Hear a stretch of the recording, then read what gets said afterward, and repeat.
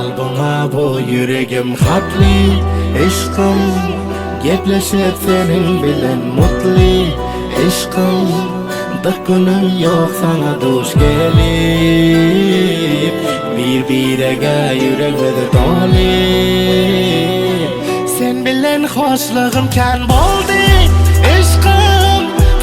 Kalbıma sultan boldu Eşkım Sen ömrümün parlak yıldızı Seviyorum sen meherliğini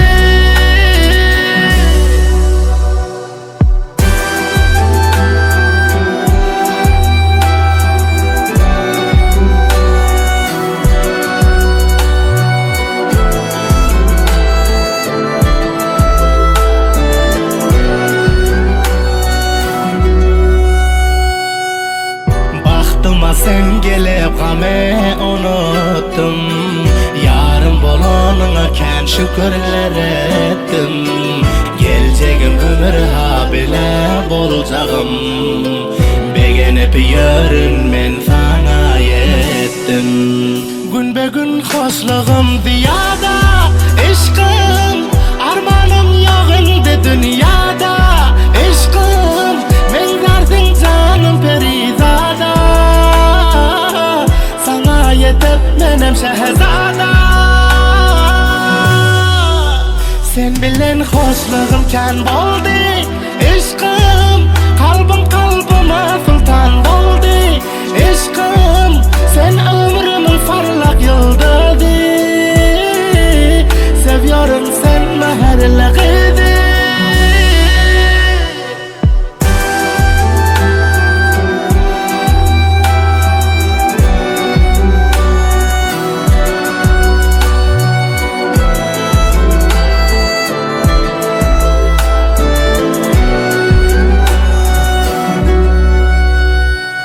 Yokamım igneçe muhabbetmeyin içe Asmanımın güneşi sen Sensiz dünyam karanlık Sen menki men seninki Bu yüreğimin hoşu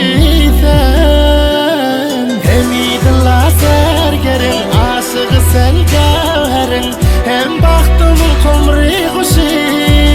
sen Yavar hamiyat düzüle Yürek derdini söyle Aşıkların sırdaşıyken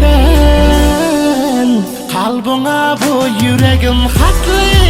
Eşkım Gepleşip senin bilen mutlu Eşkım Bir günüm yok sana duş gelip Bir-birege yüreğimizi dolu Sen bilen hoşluğum kan boldu